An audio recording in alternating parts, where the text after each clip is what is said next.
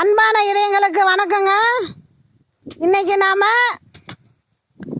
குழந்தைகளுக்கு விவசாயம் சொல்லி தருவது எப்படின்னு பார்க்கலாம். நம்ம கிராமத்தில்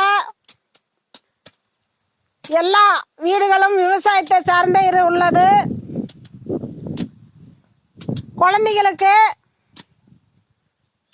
லீவில் விவசாயம் என்ன என்பதை நாம் அப்பப்போ சொல்லி கொடுக்கணுங்க. அவர்களுக்கும் விவசாயம் எப்படி செய்வது என்று தெரிய வேண்டும். நாம் எந்நேரமும் செல்லு கொடுத்து விடுகிறோம், அதுவும் தெரிந்துக்கணுங்க. விவசாயமும் தெரிஞ்சிக்கணும். இன்னைக்கு நாம் நம்ம குழந்தைங்க நாட்டு சோள பூட்டை நாட்டு சோளம் தயாரிக்கிறாங்க.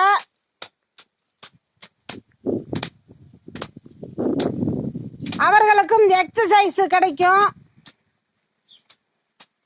இப்பெல்லாம் நாம் விளையாடுறதுக்கு அனுப்புறதில்ல. இந்த மாதிரி நம்ம வீட்டிலேயே சின்ன சின்ன வேலைகள் அவங்களுக்கு கொடுக்கணும். அவங்களும் கற்றுக்குவாங்க. நம்ம குழந்தைங்கள அவர்களும் ஃப்ரெண்ட்ஷிப் ரொம்ப நல்லா இருக்கணும். ஒற்றுமையாக இருக்கணுங்க. நாம் விவசாயத்தை சொல்லி கொடுத்தோம்னா அவங்களும் பிற்காலத்தில் விவசாயம் செய்யறதுக்கு எளிதாக இருக்கும்.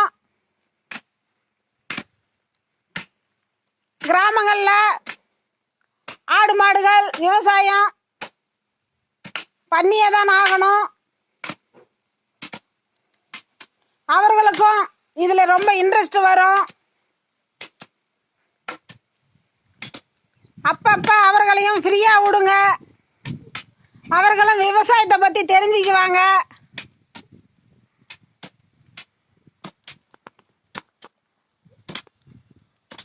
விவசாயம் ரொம்ப கஷ்டமானது அப்படின்னு சொல்லி கொடுக்க வேண்டாம். அவர்களும் பிடிச்சி செய்யணுங்க.